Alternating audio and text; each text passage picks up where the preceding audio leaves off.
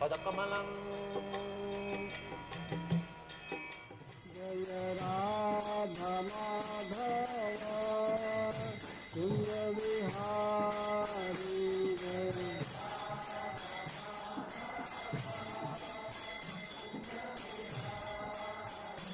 जय राधा माधव कुंज विहारी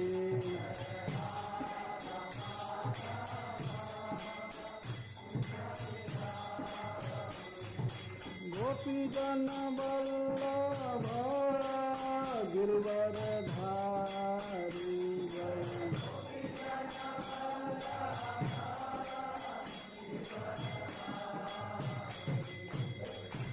यशोदानंदन ब्रज जन रंजन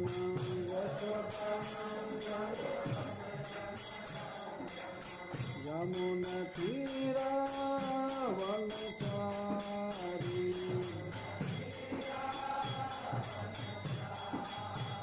जय राधा माधव कुंज विहारी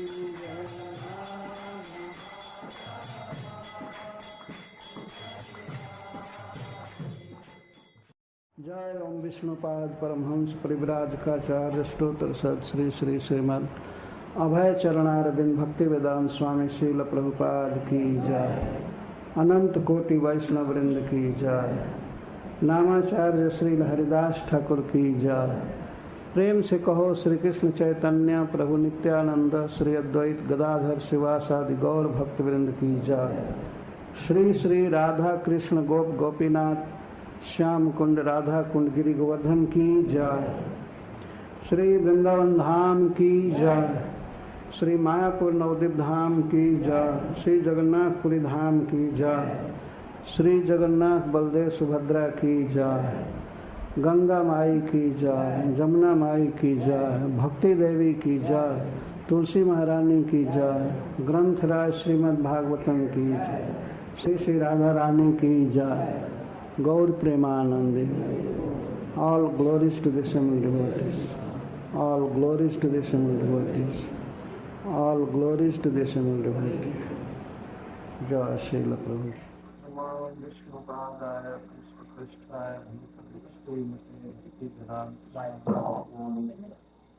नमस्ते सारस्वते गौरवाणी।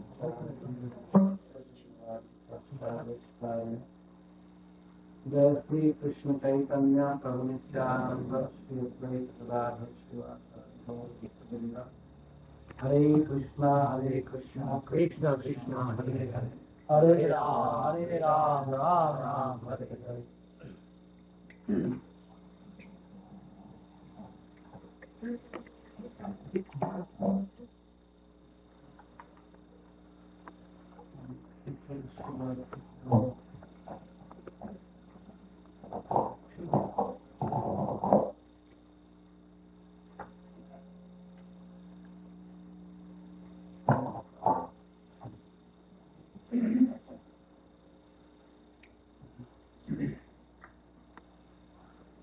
जवाहर हेमा जी,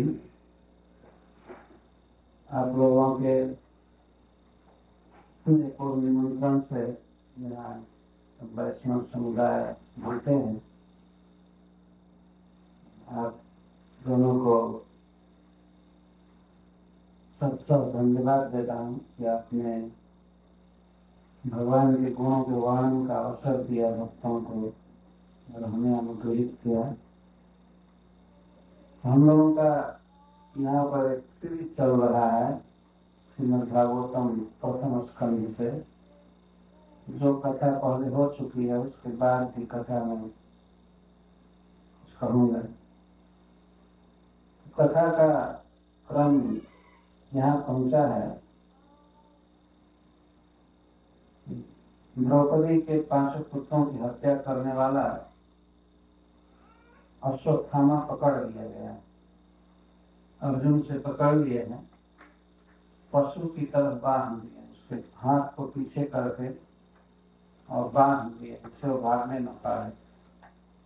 पशु शब्द भागवत में लिखा है, पशु को हमेशा बांध कर रखा जाता है ना। जो लोग देखे हैं, पशु के गर्दन में हमेशा पास रहता है, बांध कर रखते। मनुष्य ज्ञान से पक्ष में रहता है, अनुशासन में रहता है, लेकिन पशु बिना बांधे नहीं रहते, उनको बांधना पड़ता है। चौथामा को पशु की तरह बांधा रखती थी। तो भगवान कहने लगे कि इसको मारो, कि प्रतिज्ञा किया है और इसके साथ ही यह आतताई है, धर्म की अवहेलना किया है और इसने अपने स्वामी दुर्योधन का भी अहित किया है। अगर दुर्योधन का भी प्रिय किया होता तो मान लिया जाता कि स्वामी का नमक खाया था तो चलो उसका कुछ हित किया, लेकिन दुर्योधन का भी अहित किया, स्वयं भी बच्चों की हत्या किया है। तो तुम अपनी प्रतिज्ञा पूरी करने के लिए और इसके हित के लिए, इसको नरक से बचाने के लिए तुम इसका वध करो। भगवान ने धर्म की परीक्षा ले रहे थे अर्जुन। और लिखा गया है, सूत गोस्वामी कहते हैं, एवं परीक्षता धर्मम पार्थ कृष्णेन चोदितः नैच्छद् तुम गुरुसुतम जगत आत्महनम महान। एवं परीक्षता धर्मम कृष्णेन, परीक्षता कृष्णेन, कृष्ण के द्वारा परीक्षा हो रही थी। किस चीज की? धर्म की परीक्षा, अर्जुन के धर्म। धर्म का अर्थ होता है अपने पोजीशन के अनुसार मनुष्य का वास्तविक कर्तव्य। हम एक व्यक्ति हैं, हमारा व्यक्तित्व है और भगवान ने हमारा कुछ कर्म निश्चित किया है। जब हम अपने स्वरूप के अनुकूल कर्म करते हैं तो उसको धर्म करते हैं। और वास्तविक स्वरूप है जीव का कि वह भगवान का नित्य दास है। तो भगवान की आज्ञा के अनुसार, वेद शास्त्र के अनुसार उसकी जो सामाजिक स्थिति है या आध्यात्मिक जो स्थिति है उसके अनुसार वो काम करता है तो उसको धर्म करते हैं। एक ही धर्म के एक्सक्लूशन के लिए, आचरण के लिए समाज है 4 भागों में विभक्त किया गया है, जिसे वर्ण धर्म कहते हैं। और स्पिरिचुअल प्रोग्रेस के अनुसार, ज्ञान के विकास के अनुसार 4 आश्रम बनाए गए। सामाजिक स्थिति के अनुसार वर्ण है, इसको प्रॉपरली सोशल डिविजन्स कहते हैं। और स्पिरिचुअल विकास के अनुसार आश्रम, ब्रह्मचारी, गृहस्थ, सन्यासी, ब्रह्मचारी, गृहस्थ, वानप्रस्थी और सन्यासी। अपने अपने स्टेटस के अनुसार अपने कर्तव्य का पालन करना, जो हमको भगवान की तरफ बढ़ाए, भगवान में प्रेम उत्पन्न करे, इसको धारण करते हैं। तो भगवान अर्जुन के धर्म की परीक्षा ले रहे थे, बाहर से खूब प्रेरित किए, मारो मारो, मैं कह रहा हूँ, इसका वध करो, यही धर्म है, ये है वो है। लेकिन अर्जुन कृष्ण ने चोदिता रहती, प्रेरिता रहती, कृष्ण बार बार प्रेरणा दिए, पूरे रास्ते कहते रह गए, लेकिन मैं अक्षर हम तुम गुरु सुतम। लेकिन अर्जुन अपने गुरु सुतम, गुरुपुत्र को मारने की इच्छा नहीं थी, उसका वध करने की इच्छा नहीं थी। यद्यपि आत्महनम महान, यद्यपि आत्महनम, यद्यपि वह उनकी हत्या किया था, आत्मा की हत्या किया था, आत्मा की हत्या, वो तो पुत्र की हत्या किया था, लेकिन सूर्य जी कहते हैं कि आत्महनम, उसने अर्जुन की हत्या की। इसका कारण यह है कि वेद शास्त्र कहता है कि पुत्र में पिता में कोई भेद नहीं। पुत्र की हत्या उसी की हत्या थी, पिता की हत्या। आत्मा वही पुत्र जातो, आत्मा ही पुत्र के रूप में जन्म लेता है। शास्त्र कहता है कि जो पिता है वो स्वयं ही पुत्र के रूप में जन्म लेता है। पूरा पुत्र में पिता का संस्कार देखा जाता है। यहाँ तक कि आंखें, हाथ, पैर, शरीर, भाषा, उच्चारण, मतलब कंठ, स्वर, तो सब कुछ पिता के समान प्राय देखा जाता है। इसलिए पति ही पुत्र के रूप में पत्नी के गर्भ से जन्म देता है। इसी से पत्नी को संस्कृत में जाया कहते हैं। पत्नी के लिए एक शब्द है जाया। जाया का अर्थ होता है जिससे पति उत्पन्न होता है पुत्र के रूप में। तो इसलिए पुत्र में और पिता में इस दृष्टि से भेद नहीं है। पिता ही पुत्र के रूप में जन्म लेता है। उसके सारे संस्कार, विचार, भाषा सब कुछ पुत्र में आते हैं। इसीलिए सुभूषण कहते हैं कि यद्यपि वो अर्जुन की हत्या किया था, पांडवों की हत्या किया था, मतलब उनके पुत्रों की हत्या किया था, फिर भी वे उसका वध करने की चेष्टा नहीं किए। क्यों? इच्छा भी नहीं की। क्यों? गुरु सुतम जी कहते हैं गुरु से उत्पन्न हुआ था, गुरु से संबंध था, गुरु का पुत्र। तो गुरु के पुत्र की हत्या कर देना गुरु की ही हत्या थी। जैसे अर्जुन के पुत्र की वो हत्या किया था, तो ये माना गया कि वो अर्जुन की हत्या किया, युधिष्ठिर महाराज की हत्या किया, उनको द्रौपदी के 500 पुत्रों का वध किया था, तो वो 500 पांडवों का वध किया। यदि अर्जुन अश्वत्थामा की हत्या कर दिए होते, तो इसका मतलब है वो द्रोणाचार्य की हत्या कर रहे। इसलिए गुरु सुतम शब्द का प्रयोग सूची कर रहा है। अर्जुन जब से पकड़े अश्वत्थामा को, वे अश्वत्थामा के अपराध को नहीं देख रहे थे, वे केवल यह देख रहे थे कि गुरु का पुत्र, और उनको कुछ भी नहीं दिखाई दे रहा। यह है महान विचार। इसीलिए सूत गोस्वामी अर्जुन के लिए कहते हैं महान। हृदयकाश हनुम महान, अर्जुन महान है। महान है शब्द, महत् शब्द के तुल्य है। भागवत में महत् शब्द अर्थात साधु, महात्मा, उसे माना गया है जो दूसरों के दोषों को नहीं देखता। और सबसे बड़ा महात्मा वो है जो दूसरों के दोषों को भी गुण के रूप में देखता है। उसमें है दोष किसी में, लेकिन उसको भी गुण के रूप में देखता है। ये सबसे श्रेष्ठ महात्मा का लक्षण। तो अर्जुन है अश्वत्थामा के किए गए अपराध या पाप को नहीं देख रहे थे, और केवल देख रहे थे गुरु के साथ संबंध। यह उनकी महानता है। इसीलिए भगवान के बार बार कहने पर भी अश्वत्थामा का वध नहीं किया। ये महात्माओं का स्वभाव होता है।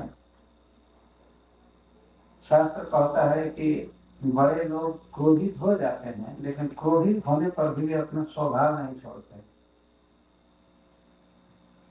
क्रोधित होने पर भी वो उपकार करते हैं। और दुष्ट व्यक्ति, नीच व्यक्ति खुश रहने पर भी अपकार करता है। वो प्रसन्न भी रहे तो उससे अपकार ही होता है। और महात्मा क्रोधित भी होते हैं तो जैसे चंदन की लकड़ी होती है, अगर उसे जलाया जाए तो ताप उत्पन्न होता है चंदन में, लेकिन फिर भी वह सुगंध निकलता है। जलकर भी वह सुगंध देता है। इस तरह का स्वभाव होता है। तो अर्जुन दुख में है, शोक में है, रोष में है, लेकिन फिर भी वे इस बात को नहीं भूलता है कि यह मेरे गुरु का पुत्र। किसी भी मनुष्य को इन सब बातों से सीखना चाहिए। हमारा भी समाज में संबंध होता है, परिवार से संबंध होता है, गुरु से संबंध होता है, और कुछ महात्माओं से संबंध होता है। उस संबंध के अनुसार व्यवहार करना चाहिए। शिक्षा है। तो अर्जुन ले चले अश्वत्थामा को, क्योंकि वे अपनी पत्नी से, द्रौपदी से प्रतिज्ञा किए थे कि मैं अश्वत्थामा का मस्तक लाऊंगा। तो मस्तक काट कर तो नहीं लाए, लेकिन शरीर के साथ ही लाए। हम प्रतिज्ञा पूरी किए, देह के साथ ही मस्तक लाए।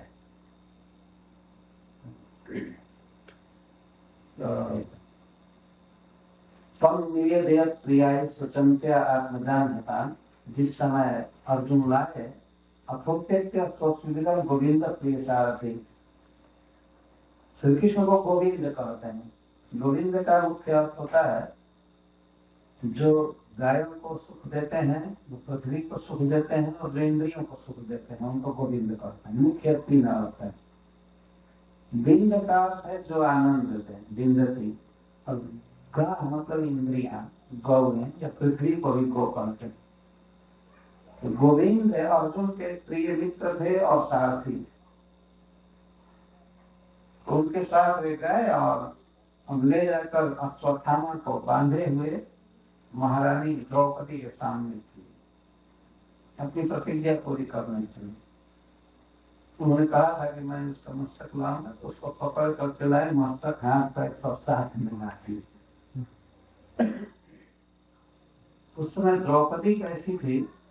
सुचंत्या आत्मजान हतान, हतान आत्मजान, अपने मारे हुए बच्चों के विषय में शोक कर रहे थे, अभी भी विलाप कर रहे थे।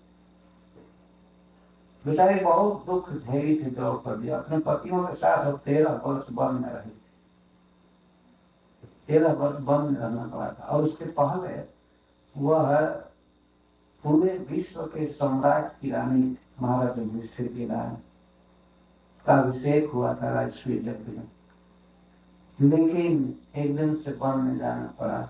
आप विचार कीजिए कितना बड़ा त्याग था धर्म के लिए उनका। यदि आज किसी को कोई कहे कि अपना घर छोड़ जाओ रोड पर,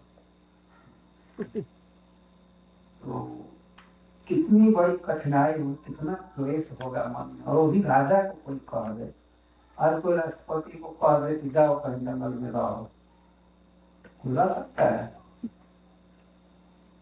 लेकिन पांडव धर्म पूर्वक, यदि अधर्म से उनको हराया गया था, लेकिन अपनी बात को रखने के लिए राज्य छोड़ दी, चले गए वन में।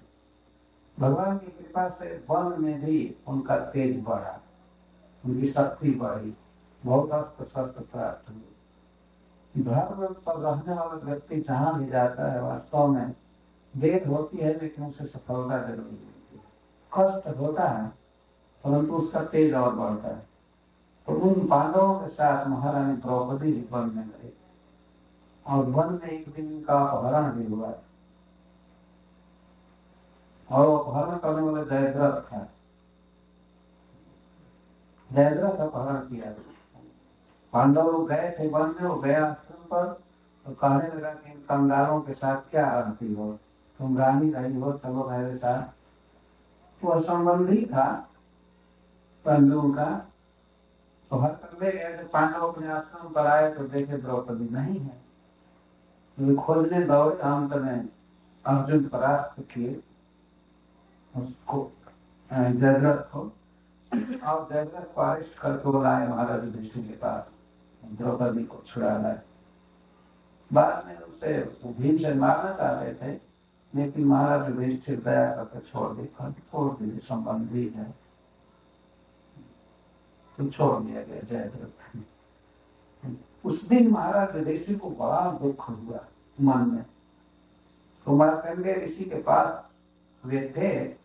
मार्कंडेय ऋषि से पूछे कि हे मुनि, आप बताइए कि विश्व के इतिहास में आज तक मेरे जैसा कोई दुखी व्यक्ति हुआ है या नहीं? मुझ पर विपत्ति आ रही है। जब हम लोग बच्चे थे उसी समय हमारे पिताजी की मृत्यु हो गई, पांडु महाराज की, और हमारा परिवार हमारा बैरी हो गया, राज परिवार। भीमसेन को विष दिया गया, हमें आग में जलाने का प्रयास किया गया, हमारी पत्नी को इंसल्ट किया गया, हमारा राज्य गया, सब कुछ गया। हम वन में हैं, पर वन में भी हमारी स्त्री इस तरह से चली जा रही है। लगता है कि हमारे जैसा संकट और किसी पर नहीं आया होगा। तो मार्कंडेय सांत्वना देते हैं महाराज युधिष्ठिर को, कहना महाराज आप पर तो कोई दुख नहीं हुआ, आपकी स्त्री सवेरे चली गई और शाम को मिल गई, लेकिन भगवान राम की स्त्री तो कई महीने चोरी चली वो कथा सुनाते हैं। इसी पर महाराज युधिष्ठिर भगवान राम कृष्ण कथा पूछे, सुनाइए भगवान की कथा कहते थे। तो महाभारत में बहुत बड़ी राम कथा है, युधिष्ठिर महाराज सुने कि भगवान श्री राम 14 वर्ष के लिए बन गए, पांडवों को केवल 13 वर्ष के लिए, लेकिन 13वां वर्ष इनका बड़ा विकट था, ठीक कर रहना था। विपक्ष है, पता लगा रहा था कि वो कहाँ है। जब पता लग जाता तो फिर 12 वर्ष वन में रहना पड़ा। लेकिन जो कुछ भी हो, रिलेशन की दृष्टि से भगवान श्री राम ज्यादा दिन वन में रहे और उन्हें बड़ा कष्ट हुआ था। उनकी पत्नी चली गई, वो भी समुद्र के पार, महासागर के पार। तो भगवान के उन्होंने पुल बनाया और रावण का वध की, अपनी पत्नी को लौटाया। तो इस तरह मार्कंडेय सांत्वना भी महाराज वीर पुरुष जो होते हैं विपत्ति उन पर ही आती है। तो उदाहरण देते हैं महाभारत में, देखिए बड़े बड़े वृक्षों को ही आंधी गिराती है, उन्हीं पर ज्यादा आंधी लगती है। दूर पर छोटी छोटी घास पर आंधी का कुछ असर नहीं होता। जो बड़े लोग होते हैं उन्हीं पर संकट आता है, इसलिए धैर्य रखना चाहिए, झगड़ा नहीं चाहिए। महाराज को सांत्वना दी। तो मैं ये कह रहा था कि महारानी द्रौपदी कितना क्लेश झेली थी। 12 वर्ष ऐसे सतत वन में रहना, 1 वर्ष तक ऐसी संकट में द्रौपदी गुजरी थी। विराट नगर में रहती थी और वहाँ राजा विराट का साला कीचक द्रौपदी के प्रति बहुत आसक्त था, बहुत परेशान करता था द्रौपदी को। शैरंध्री थी वो, अंगराग की स्त्री थी राजा विराट के लिए, चंदन आदि की स्त्री थी बेचारी। वो राजधानी थी, विराट जैसे राजा कलीन के दास थे जब वो रानी थी। लेकिन समय का खेल होता है, वो रानी होकर के भी अंगराग की स्त्री थी। तो कीचक बहुत आसक्त हुआ, अंत में ये रोने लगी। युधिष्ठिर महाराज से कहीं, अर्जुन से कहीं, लेकिन कोई कुछ नहीं किया। हमने भीमसेन से कही, भीमसेन ने रात में कीचक का वध कर दिया। बहुत बड़ी घटना थी। और अज्ञातवास का दिन केवल 13 दिन रह गया जिस दिन कीचक का वध हुआ। यह समाचार जो हस्तिनापुर में गया तो सब लोग इस बात का अनुमान करेंगे कि कीचक का वध भीमसेन के अलावा कोई नहीं कर सकता, और तो वहाँ होंगे। लेकिन योजना बनाने जाने में तब तक समय पूरा हो गया। विराट की गौओं का हरण किए थे तो उसमें अर्जुन गए रक्षा करने के लिए, तब तक समय पूरा हो गया। तो इस तरह एक सम्राट की पत्नी होकर भी महारानी द्रौपदी वन में रही, दुख से बेचारे का अपहरण हुआ। और जैसे अभी आप दुख सुन रहे थे, 1 साल तक दासी बन रखे रहे। तो पतियों के सामने बात नहीं कर सकती, उनको पति विच्छेद कर रहे थे। कभी कभी वह रात में छिप करके भीमसेन से बात करते थे, अर्जुन से मिलती थी। इस तरह का वातावरण था। भीमसेन किचन में काम करते थे, रसोई के इंचार्ज। वे भीमसेन कितने महान थे। महाराज युधिष्ठिर राजा विराट के साथ रहते थे, उनको कुछ परामर्श देते थे, जुआ आदि खिलाते थे, ये उनका काम था। और अर्जुन 1 वर्ष तक नपुंसक जैसा रहकर लड़कियों को नाच सिखाते थे, स्वयं नाचते थे और नाच की शिक्षा देते। क्यों महाधनुर्धर, और वो नपुंसक बनकर नाचते थे। उनको उर्वशी ने साथ दिया, इसलिए वे इस तरह का। तो मैं यह वर्णन कर रहा था कि द्रौपदी के साथ इतना कष्ट सही, अंत में 5 भाई से उसके 5 पतियों से एक पुत्र हुए, 5 पर्वरात में मार दिए। और जो मारा है अपराधी वह सामने लाया जा रहा है द्रौपदी को। द्रौपदी उस समय रो रही थी। शुभ गोस्वामी कहते हैं, शोषंत्या आत्मजान हतान, हतान आत्मजान शोषंत्या। अपने मरे हुए बेटों के लिए बेचारी शोक कर रही, लेकिन शोक की दशा में भी अश्वत्थामा के साथ क्या व्यवहार करती है यह भागवत में देखने लायक।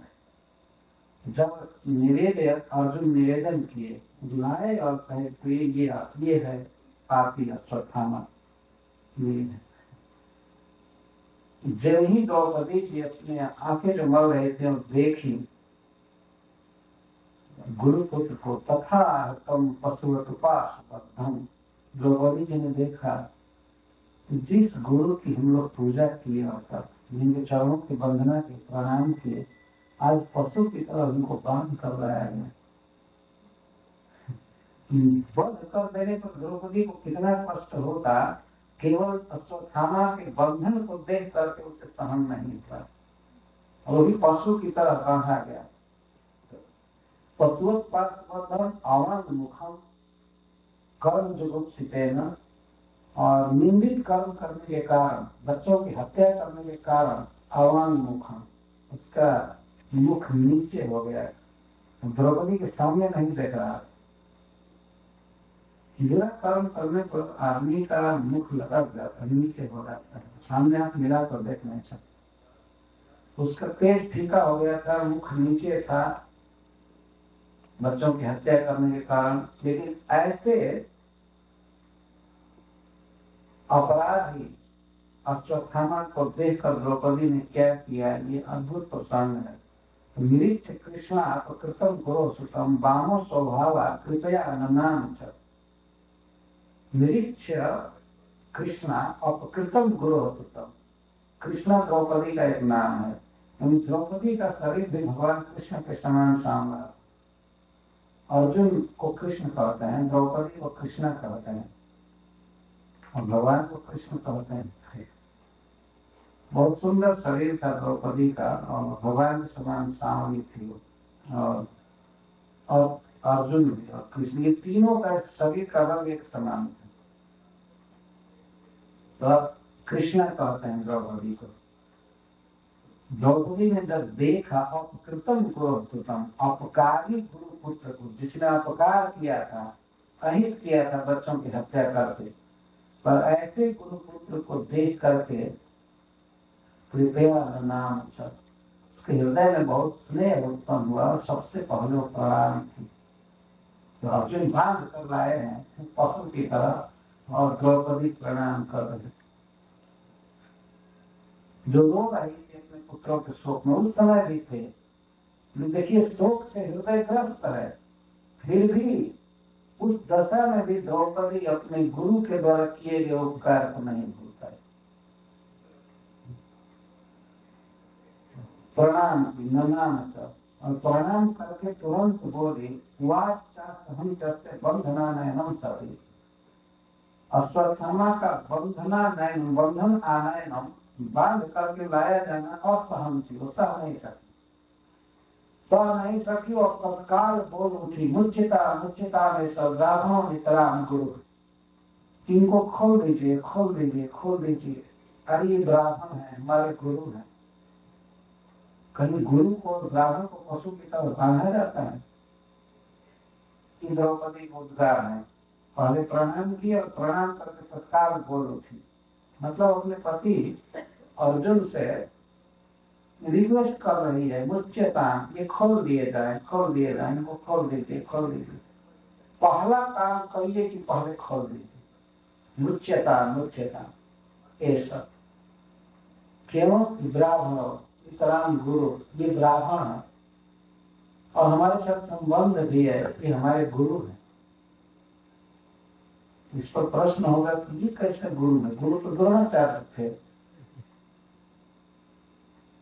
तब द्रौपदी आगे कहती है कि स अवश्य धनुर्वेदम स विसर्गोप संयमम अस्त्र ग्रामश्च भवता शिक्षितो जगमी कहा स भगवान द्रोण प्रजा रूपेण वर्तते।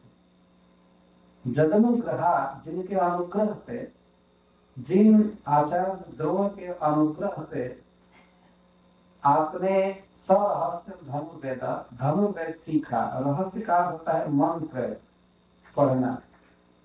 आचार्य द्रोण ने आपको धनुर्वेद की शिक्षा दिया तो गोपनीय मंत्रों को भी बताया। पहले के बाण मंत्रों से चलते थे, कंप्यूटर से नहीं, मंत्रों से चलते थे, और जिसको लक्ष्य किया जाता था बाण केवल उसी को मारते थे, और अनेक हो जाते थे मंत्र के बल से। बड़ी शुद्धि से उनको चलाया जाता था। समस्त मंत्रों को द्रोणाचार्य बताए थे। इसको द्रौपदी कौरव सब हस्तम धनुर्वेदम, धनुर्वेद धनुष संचालन की शिक्षा दी आपके गुरु महाराज। उन्होंने आपको कोई भी मंत्र बताने में कोई कसर नहीं रखा है। तो वास्तव में द्रोणाचार्य अर्जुन से इतना स्नेह करते थे कि अपने जीवन की पूरी कमाई उन्होंने अर्जुन को सिखाया। और अर्जुन है द्रोणाचार्य के पूर्ण भक्त थे अपने गुरु। महाभारत में लिखा गया है कि जब राजकुमारों की धनुर्विद्या की परीक्षा हो रही थी, द्रोणाचार्य पढ़ाने के बाद परीक्षा ले रहे थे, एक पेड़ की शिखर पर एक पक्षी बैठा है, बनावटी पक्षी, और उसके गला को काटना मारना। तो परीक्षा ले रहे थे आचार्य द्रोण। धनुष रखा था, लोग धनुष उठाते थे और संधान करते थे। तो आचार्य पूछते थे क्या देख रहे हो, पूछते थे तुम क्या देख रहे हो, और पहले परिचय पूछा जाता था। तो व्यक्ति परिचय पूछता था और इसके बाद ये पूछा जाता था तुम क्या देखते हो। तो बहुत लोग अपना परिचय देते थे, मैं अमुक का पुत्र हूँ, या ये मेरा परिचय है। और क्या देख रहे हो, तो बोलते थे मैं पेड़ देख रहा हूँ, नीला आकाश देख रहा हूँ, और पेड़ से शिखर तो पक्षी देख रहे। तो बता दो कहते रखो धनुष, तुम लक्ष्य देख नहीं पाते। लेकिन जब अर्जुन से पूछा गया तुम्हारा आइडेंटिटी, तो वे कहते हैं मैं अपने गुरु द्रोणाचार्य के चरणों का दास हूँ, और तुम्हारा परिचय और मेरा कोई परिचय नहीं। मैं अपने गुरु का दास हूँ, इसके अलावा मेरा और कोई परिचय नहीं।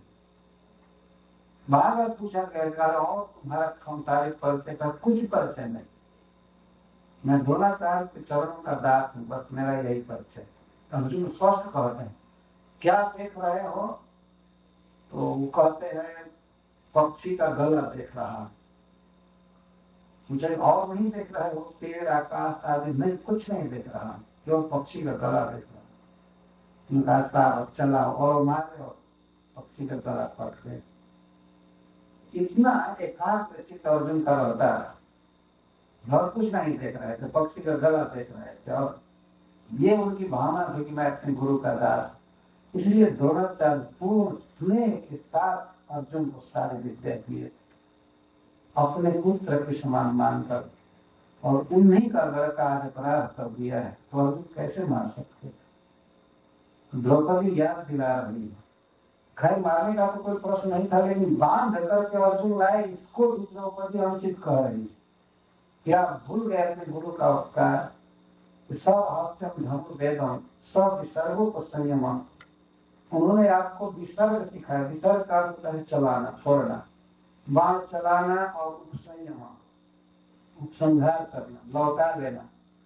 उन्होंने आपको मंत्र सिखाया, बाण चलाने की कला सिखाया और लौटाने की, और अस्त्र ग्रामस्त्र, ग्राम माने समूह, उन्होंने सब प्रकार का अस्त्र शस्त्र आपको दिया, सिखाया। ऐसा नहीं कि अस्त्र शस्त्र जाकर कहीं से खरीदो, उन्होंने स्वयं ही दिया, अस्त्र ग्राम दिया, ट्रेनिंग दिया, सब कुछ दिया, स्नेह से मंत्र सिखाया। जिनकी कृपा से आप सीखे, जिनकी कृपा से आप महाभारत युद्ध में विजयी हुए, सब भगवान द्रोण प्रजा रूपेण भद्र, वही द्रोणाचार्य पुत्र के रूप में खड़े हैं। तो आप यही समझिए कि आप आचार्य द्रोण को बंद करवाए। ये है द्रौपदी का उत्तम विचार। आप अश्वत्थामा को नहीं, आप द्रोणाचार्य को बांधे, आचार्य को बांधे। आप भूल गए उनका उपकार, खोलिए खोलिए खोलिए। देखिए एक कारण ले रही है, 6 वक्तव्य महारानी द्रौपदी के हैं अश्वत्थामा अर्जुन को कह रही है कि ये ब्राह्मण है, ये गुरु है, इसलिए हमारा कर्तव्य नहीं है कि हम गुरु और ब्राह्मण को बांधें और उसका वध करें। तो दूसरा कारण दे रही है कि गुरु महाराज ने बहुत बड़ा उपकार किया है, इसलिए उसका स्मरण करके दिल को खोल दीजिए। गुरु को इस तरह बांधना ठीक नहीं। अच्छा, तीसरा एक बहुत बड़ा वक्तव्य दे रहे हैं जिसमें करुणा व्यक्त हुई है द्रौपदी की। तस्या प्रदोषम पत्न्या तस्या प्रमोदम कर्मणि पत्न्यास्ते नानोगाद्य सुकृति। कृपाचार्य की बहन कृति जो गौतमी कहा जाता है, गौतम वंश में जन्म हुआ था, तो अश्वत्थामा की माँ, वो आज भी जीवित है। द्रौपदी कह रही, गुरु महाराज का तो देहांत हो गया, महाराज युद्ध में मारे गए, लेकिन आज भी उनके देह का आधा पत्नी जीवित, बेटा तो उनका प्रतिनिधि है ही, और द्रोणाचार्य के देह की आधी उनकी पत्नी आज पे है। पत्नी को पति का आधा अंग माना जाता है, फिर उसको अर्धांगिनी कहते हैं। इस तरह से संबंध बता रहे कि गुरु जी का आधा अंग तो पत्नी है, वो बेचारी अभी भी है। तो प्रश्न होगा कि वो क्यों अभी जीवित है, क्यों नहीं सती हो गई, सहमरण क्यों नहीं स्वीकार किया उसने। द्रौपदी कहती है कि धर्म के अनुसार वो जीवित रह गई, क्योंकि उनका वो पुत्रवती थी और इस पुत्र का पालन करने वाला दूसरा कोई नहीं। पहले स्त्रियां सती हो जाती थी पति के मरने के बाद, जिसको सहगमन या सहमरण कहते हैं।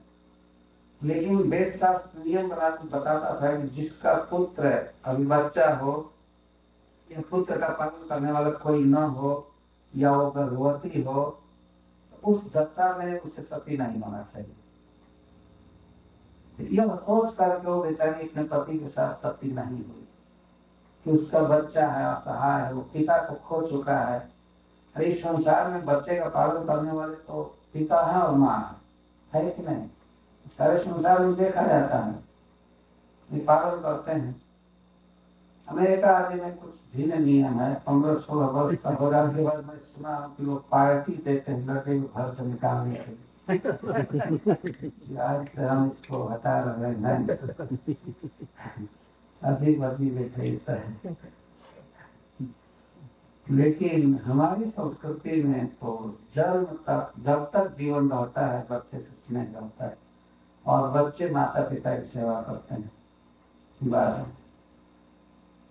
तो यह स्त्री का कर्तव्य है कि अगर बच्चा है तो उसके पालन पोषण देख रेख के लिए वह सती न हो, इनको असहाय हो जाएगा, कैसे संसार में गुजारा करें। इसलिए बेचारी सती नहीं हुई। लेकिन जब वह माँ सुनेगी कि मेरे बच्चे को बांधा गया, मारा गया, तो उसकी क्या दशा हो। यह करुणा द्रौपदी के हृदय में उत्पन्न हो रही। बेचारे जीवित है, एक तो पति के बिना ऐसे ही असहाय हो गई, पति नहीं है, और फिर पुत्र का ही वध कर दिया जाए, पुत्र को बांधना भी सुनेगी तो वो तो छटपटा कर मर जाएगी, उसको बड़ा दुख होगा। इसलिए खोली खोली खोली फिर। लेकिन द्रौपदी शोक के दशा में भी पति को शिक्षा नहीं दे रही है, विनय कर रही है। वास्तव आगे वो कहते तब धर्म के महाभाग भवद्भिः गौरवं फुलं द्विजनम नारति प्राप्तो पूज्यम वंद्यम अभिक्षणतः। अर्जुन के लिए संबोधन करती है, हे धर्माज्ञ, हे महाभाग। एक पतिव्रता पत्नी को इस तरह बोलना चाहिए। तो अर्जुन से कह रही है कि आप इनको बांध कर लाए हैं, यह ठीक नहीं है, खोल दीजिए। लेकिन वह एक पत्नी के व्यवहार को भूल नहीं पाए, जानते हैं पति से कैसे बात करनी चाहिए। तो अर्जुन को धर्मज्ञ कह रही, आप धर्म के ज्ञाता। मैं आपको दोष नहीं दे रही हूँ कि आप गुरु के पुत्र को बांध कर लाए हैं, क्योंकि आप धर्मज्ञ हैं। आज तक मैंने जीवन में देखा है कि आप धर्म के अनुसार व्यवहार किए, तो आप महाभाग। आपका बहुत बड़ा भाग्य है कि भगवान श्री कृष्ण को आप अपने मित्र और साथी के रूप में प्राप्त किए। तो इसीलिए मैं आपसे रिक्वेस्ट करती हूँ कि आप जब इतने महान हैं, धर्मात्मा हैं, भगवान कृष्ण के साथी हैं, इसलिए इस गुरु पुत्र को छोड़ दीजिए। आपके द्वारा गुरु के कुल को दुख नहीं होना चाहिए। गुरु तो नित्य पूज्य है और वंद्य है, उसकी तो पूजा करनी चाहिए और उसे प्रणाम करना चाहिए। यह तो धर्म के विपरीत है कि उसे बांधा जाए। आप धर्मज्ञ हैं, आप अवश्य खोल देंगे, हमारी विनय है, ये कहती। और फिर 5वां स्टेटमेंट है द्रौपदी का, माँ रुधिरस्य जननी गौतमी पति देवता जथाहम मृत वक्ताता रुधि अस्त्रमुखी मुरु, यथा अहम अस्त्रमुखी रोहिणी, जैसे मैं आंखों में आंसू बहाती हुई रो रही हूँ अपने पुत्रों के मरने से, मैं नहीं चाहती हूँ कि मेरी गुरु माता रोए मेरे समान। माँ रुधिर अस्य जननी, इसकी माँ न रोए, और स्वथमा की माँ न रोए जैसे मैं रो रही हूँ। मैं चाहे कुछ जन्म में कुछ बात की थी, कुछ की थी, मुझे पुत्रों के विछोह का दुख झेलना पड़ रहा है, लेकिन मैं नहीं चाहती हूँ कि मेरी गुरु माता रोए। क्या उन्नत विचार है। हम पर जो संकट आया है मैं सह लेती हूँ, यही है वास्तव में महान पुरुषों का विचार। उन पर जो संकट आता है दूसरों को दोष नहीं देते हैं, ये मानते हैं सत्य कौन समीक्षमा दुनिया में एवं संविकासम, वे अपने कर्म का फल मानकर संतोष करते हैं। द्रौपदी कह रही है कि मैं रो रही हूँ मृत वर्षा, मेरे बच्चे मार दिए गए, मेरे बच्चे मार दिए गए हैं, जैसे मैं रो रही हूँ। मैं नहीं चाहती हूँ कि मेरी माँ रोए, मेरी गुरु माता रोए। और केवल वो संवाद सुनेगी कि हमारा बच्चा बांधा गया था, बहुत रोना चालू कर दे, है कि नहीं। कोई स्त्री जो अभी विधवा हो गई, पति के विरह में है, और उसके बाद उसके पुत्र को मारा जाए, बांधा जाए, और राज परिवार मारे जाए, तो उसके तो सीमा नहीं रहे। द्रौपदी के सामने अश्वत्थामा क्या किया था ये कोई विचार नहीं आ रहा। तो सपने में भी नहीं सोच रहे थे कि इसने मेरे बेटा को मारा है, ये किया है, इसको दंड मिलना चाहिए। वह केवल गुरु के किए गए उपकार को याद कर रहे हैं। हमारे द्वारा ये ट्रेडिशन है हमारा, इसको निर्गलित कहते हैं संस्कृत में। हमने आज तक किया, हमारे कुल में आपको याद होगा, अर्जुन से कह रही है, हम लोग हमेशा गुरु की वंदना किए हैं, पूजा किए हैं, आदर किए हैं। हम लोगों के द्वारा गुरु को दुख नहीं होना चाहिए, हमारे कर्तव्य नहीं है। और अंत में निष्ठुर उक्ति के द्वारा पति का हित करना चाहती है। ये स्त्री का कर्तव्य है, कभी कभी कठोर वचन बोल कर वो पति का हित करे। तो द्रौपदी कहती है कि यह कोपितम ब्रह्म कुलम राजन में रविता भी तब कुलम प्रसार ब्रह्म सुचापितम। जिन क्षत्रियों के द्वारा ब्राह्मणों को दुख पहुंचाया जाता है, तो वो दुख पाए हुए ब्राह्मणों के साथ से, उनके दुख के हुंकार से क्षत्रियों का वह कुल परिवार के साथ नष्ट हो जाता है। इसलिए भी आप खोल दीजिए, अपने हित के लिए भी खोल दीजिए। नहीं तो अगर वो ब्राह्मणी रोएगी और इस ब्राह्मण को दुख होगा तो हमारे पूरे परिवार पर और अधिक संकट आएगा। इसलिए भी आप खोल दीजिए। इसको कहते हैं निष्ठुर, इसे जो स्वामी कहते हैं निष्ठुरोक्त्या हितम उपदिशति, कठोर बात कहकर के हित करना चाहती है। वो पूरे कुल को संकट से बचाना चाहते हैं। हमारे अभी हम लोग ब्राह्मण को सताएंगे तो आगे हम पर और संकट आएगा, ये होगा वो होगा, हम गलत में गिरेंगे। इसलिए भी आप खोल दीजिए अपने हित के लिए। सुख गोस्वामी कहते हैं कि द्रौपदी की बातों में 6 गुण है, 6 गुण है, गिना रहे हैं। प्रथम गुण है धर्म न्याय सकरुणा निर्वैरिकम समम महत्, ये 6 गुण है। शास्त्रीय शब्द भी दे रहा है। पहला गुण है धर्म्यम। धर्म्यम का अर्थ है धर्म से युक्त। द्रौपदी की बात जो है धर्म से युक्त है।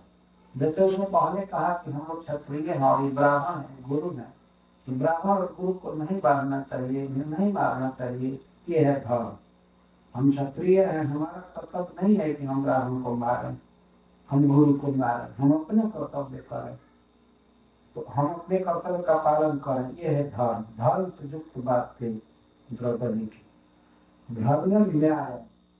और दूसरी उक्ति जो उनकी है कि द्रोणाचार्य ने सारा धनुर्वेद सिखाया, मंत्र सिखाया, चलना सिखाया, चलाना सिखाया, लौटाना सिखाया, उनकी कृपा से अब इतना वीर बने हैं, तो ये है न्याय।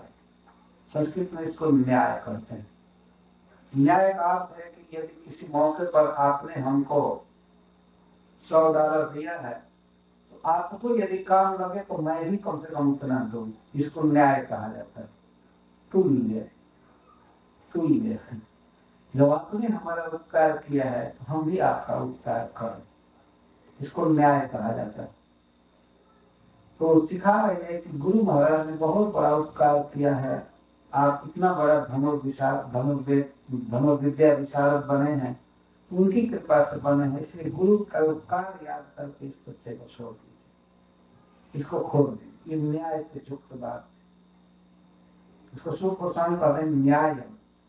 अच्छा, तीसरी उक्ति में करुणा उत्पन्न हो रही है। करुणा का अर्थ होता है दूसरे के दुख को देख करके जब हृदय पिघलता है तो इसको करुणा कहते हैं। दूसरे के दुख को दूर करने की भावना मन में उठे, इसका नाम करुणा।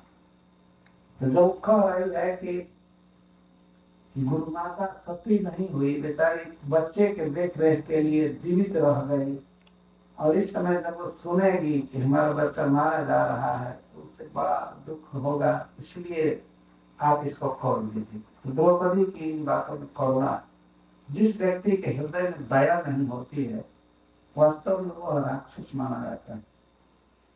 शास्त्र में वर्णन किया गया है कि धर्म के 4 चरण हैं, 4 स्तंभ हैं। उसमें एक है दया, करुणा, सत्य, शौच और दया, ये 4 चरण। दया होनी चाहिए। आज लोग बहुत धर्म का डिंग हाँकते हैं, धर्म का बहुत लोग ढोल पीटते हैं, लेकिन सब गाय खाते। वो धर्म कहता है जिसमें दया का नामो निशान नहीं, वो धर्म कैसे हो सकता है? दया धर्म का एक अंग है। जीवन की हत्या करके उन्हें आत्मसात करके में लाने में कोई दया नहीं उत्पन्न हो रही, धर्म कैसे हो सकता है? आप लोग तो सुने होंगे, हमसे ज्यादा जानते होंगे किस प्रकार से हत्या की जाती है। कसाई खाना मुसला तलवार से लोग के खड़े हो जाते हैं। हमने सुना है कि उनके मस्तक पर पहले बंदूक से मारा जाता है। सच में कई तरह से उसे क्या कहा जाए, लेकिन फिर भी ये धर्म के ठेकेदार धर्म का प्रचार कर रहे हैं। ये हमारा धर्म है, तुम्हारा धर्म है। कुछ भी धर्म नहीं, धर्म 4 है, सत्य और तप, शौच और दया। सत्य का अर्थ है वेद शास्त्र की बात बोलनी चाहिए, ये सत्य है। बिना जाने समझे किसी विषय में नहीं बोलना चाहिए। भगवान क्या है, हम क्या है, जगत कैसे बना, कर झूठ बोलना चाहिए। उसे धार्मिक ने कह दिया हम बाहर से पैदा हो गए, ये झूठ है, ये सत्य नहीं है। सब हरि भजन जगत सब सत्य नहीं, शास्त्र सत्य है। यह बोलना इसको सत्य कहते हैं। सत्य का मतलब ये नहीं कि हम जो देखे हैं सुने हैं बस बोल रहे, वो सत्य नहीं है। शास्त्र सत्य है। प्रभुपाद जी लिखे हैं, ऐसे तो कहते हैं कि कुछ ऐसे लोग हैं वक्ता, उनका खास करके कथा कहने वाले, व्यवहार में मंच से नीचे जब आते हैं तो वे सच बोलते हैं कुछ, लेकिन मंच पर केवल झूठ बोलते हैं। क्योंकि वेद शास्त्र के विरुद्ध बोलते हैं। भगवान ने रखा है, कहाँ से पता लगा दिया ये झूठ है, वास्तव असत्य बोल रहा। ईश्वर का कोई ज्ञान नहीं है और वो खोज कर रहे हैं कि हम जानते हैं ईश्वर ने रखा है। मेरा का पता कैसे लगाया? तो झूठ बोलना आजकल के कथाकारों का मुख्य काम हो गया। तो सत्य बोलना चाहिए, यह धर्म है। और दूसरा धर्म है शुचिता, शौच, साफ सुथरा रहना, शरीर साफ रहे, वस्त्र साफ रहे, घर साफ रहे और मन साफ रहे। उसको बाह्याभ्यंतर शौच कहते हैं। सब बाह्याभ्यंतर और सूचित, बाह्य बाहर और भीतर। हमने देखा कि इस देश में लोग बाहर से बहुत शुद्ध है लेकिन भीतर से बहुत गंदा है। भीतर के बाहर शरीर भी बहुत गंदा रहता है, स्नान नहीं करते। स्नान वाला शरीर शुद्ध करना चाहिए। और भीतर मन कैसे साफ होगा, वहां कोई ब्रश या पाउडर पहुंचेगा नहीं। वो शुद्ध होता है महामंत्र के जप से, चेतो दर्पण मात्र में। जब हम भगवान नाम जपते हैं, भगवान का प्रसाद खाते हैं, भगवान को प्रणाम करते हैं, कथा सुनते हैं, तब अंतर पवित्र होता है भीतर। तो रोज को जैसे हम रोज स्नान करते हैं, घर पर आते हैं, वैसे रोज कुछ जप करना चाहिए, तब हमारा मन पवित्र होगा और वो पवित्र मन भगवान को समझने में सक्षम हो जाएगा। हम भगवान को समझने लगेंगे, गुण नाम लीला राम। अंतःकरण की सफाई करना, भगवान नाम जप करके, ये है धर्म। और तप का होता है इंद्रियों को भोगों से रोकना, भगवान में लगाना, सत्य में लगाना, यह है धर्म। ये नाना प्रकार की चीजें खाना, बर्गर, क्या क्या, ये धर्म नहीं है।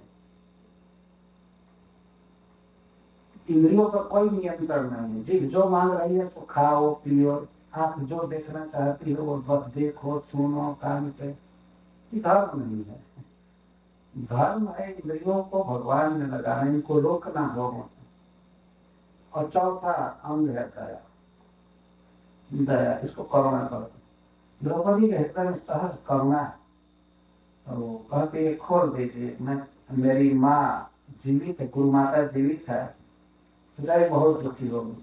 और चौथी बात बता रही है ट्रेडिशन, अब तक परंपरा क्या रही है उसको भी देखिए कि हम लोगों ने हमेशा गुरुजनों की पूजा किया, वंदना किया हम। तो हमारे द्वारा आज उस प्रकार काम नहीं होना, एकाएक हमारा व्यवहार बदलना नहीं चाहिए। आज हम गुरु कहकर पूज रहे हैं और कल ही बात निंदा करना चाह रहे हैं, इस तरह से व्यवहार नहीं होना चाहिए। परंपरा देखनी चाहिए हमने क्या किया है। व्यवहार में कुछ त्रुटियां होती रहती हैं परस्पर, लेकिन फिर भी आदमी को ट्रेडिशन परंपरा देखनी चाहिए और अपना धर्म निभाना चाहिए, तो बता रही। और पांचवा दुख साम्यक्ति, अपने दुख के समान दूसरे के दुख को भी समझना, इसको समता कहते हैं। उससे हमारे पैर में यदि कांटा चुभा है और हमें बहुत पीड़ा हो रही है, तो हम समझ सकते हैं कि दूसरे के पैर में कांटा चुभेगा तो उसको भी बहुत पीड़ा होगी। क्योंकि अमेरिका में पता नहीं लोग कांटा कभी चुभता होगा या नहीं, लोग इतना चिकना है, कोई कांट पे कुछ है नहीं। लेकिन भारत वर्ष में तो बस परिक्रमा में भी कई कांटे चुभ जाते, तो कांटा चुभने पर पीड़ा होती है, तो दूसरे को भी चुभेगा तो पीड़ा होती होगी, तो वो व्यक्ति अनुभव कर सकता है। रोज उनके विरह में द्रौपदी पुष्कर एक वो मेरी गुरु माता का पुत्र जब मारा जाएगा तो उसको कितना कष्ट होगा, इसलिए उसको एक कष्ट नहीं होना चाहिए। अपने दुख से मिला करके देख रही है और उसको दुखी करना नहीं चाहती। और छठवां स्टेटमेंट है, कठोर बात कहकर भी, नीति की बात कहकर भी पति का हित करना चाहती है, पूरे कुल का हित करना चाहती है, वंश का हित करना चाहती है। इस प्रकार से महारानी द्रौपदी ने बातें कही तो सबसे पहले महाराज युधिष्ठिर ने कहा बिल्कुल ठीक कह रही है, वो तो धर्म के अवतार। सबसे पहले प्रतिनंदन धर्म सुतो राजा, धर्म नंदन महाराज युधिष्ठिर प्रतिनंदन अभिनंदन की, अनुमोदन की द्रौपदी की बात ठीक कर खोल। अर्जुन से उन्होंने कहा हाँ ठीक है खोल। और नकुल सहदेव धनंजय, नकुल जी कहे कि हाँ खोल देना, मतलब महाराज युधिष्ठिर के और जो भाई थे नकुल सहदेव और धनंजय, अर्जुन भी महारानी द्रौपदी की बात जब सुने अर्जुन जी कहे ठीक कह रहे हैं, वो खोलने के लिए तैयार हो गए। और धनंजय अर्जुन को कहते हैं। और सत्य की जिधाम, सत्य की जिसे वो उन्होंने भी कहा और भगवान देव की पुत्र और यह समिश्रण से जो स्त्रियां, वहां जो स्त्रियां थी कुंती आदि और सुभद्रा जी, सबने कहा हाँ खोल दीजिए, गुरु जी को खोल दीजिए, गुरु पुत्र को खोल दीजिए। स्त्रियों तो स्वाभाविक करुण हृदय वाले होते, उन सबने कहा कि खोल दिया जाए। महारानी द्रौपदी ठीक कर रही और भगवान देव की पुत्र देवकी नंदन भगवान जी कहे कि हाँ ठीक खोल। भगवान की इतनी अच्छी बात लगी द्रौपदी की, अब तक तो भर रास्ते कह रहे थे कि मारो।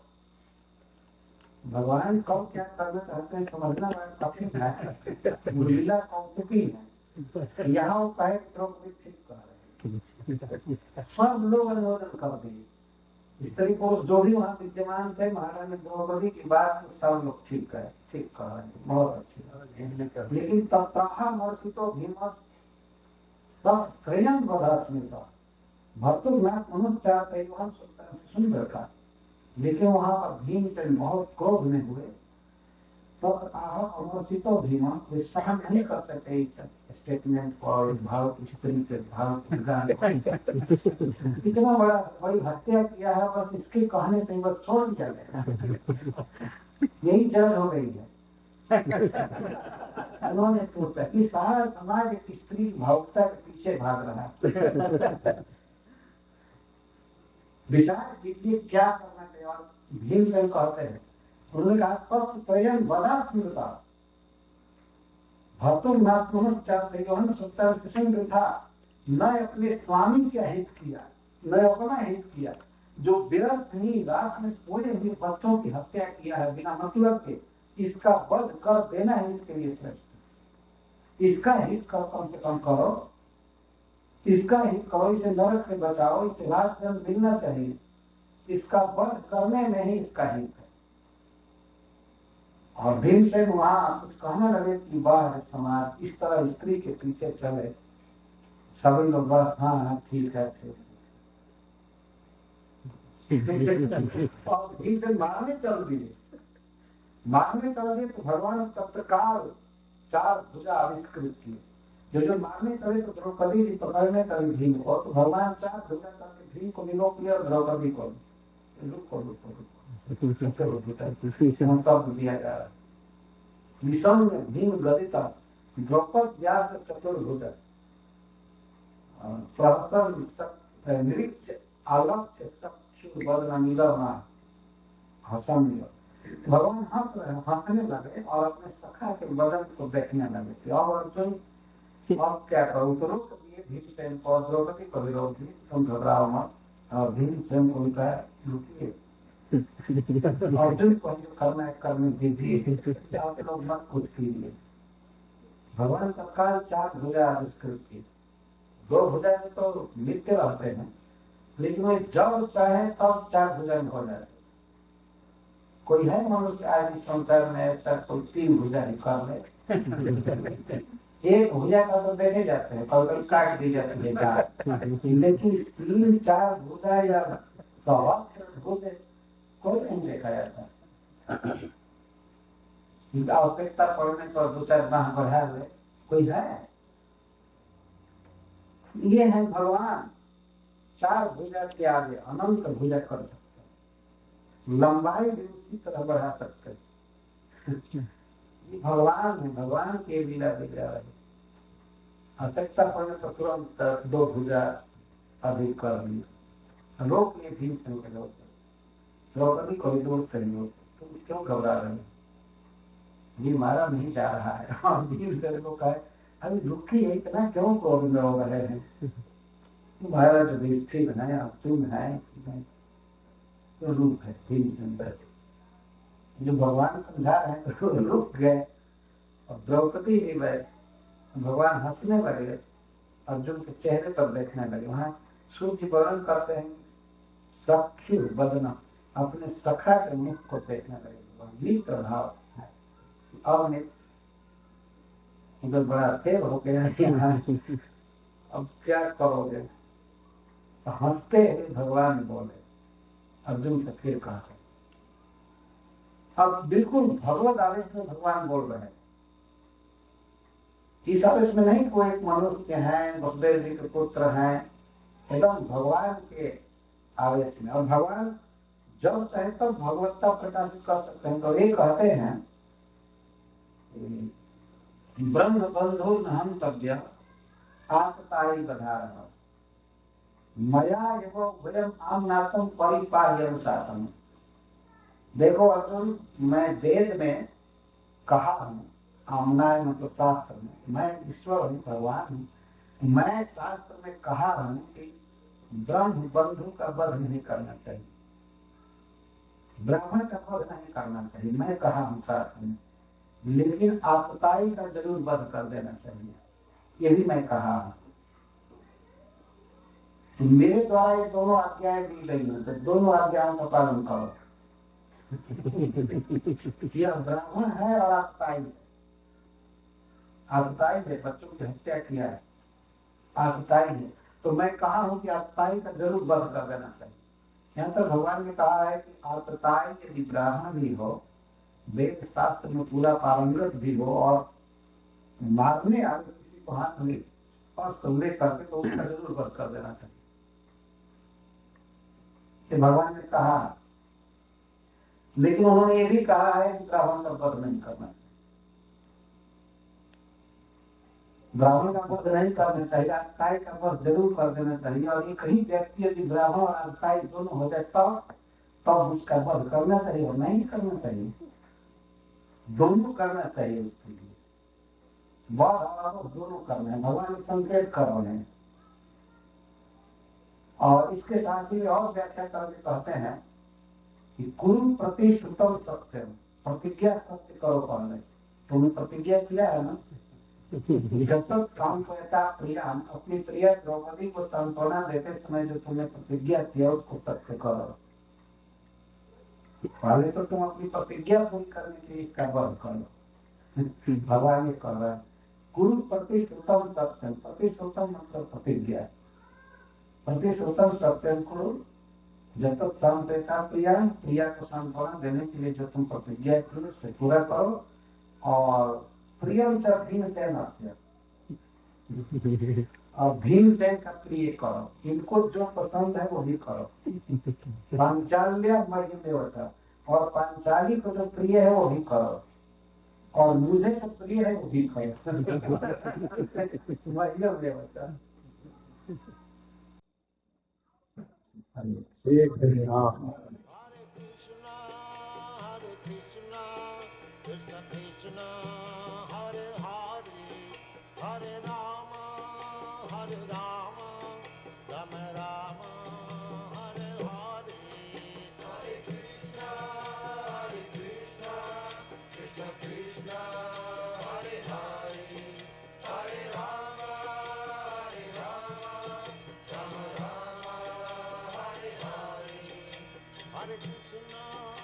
Hare Krishna, Krishna Krishna, Hare Hare, Hare Rama.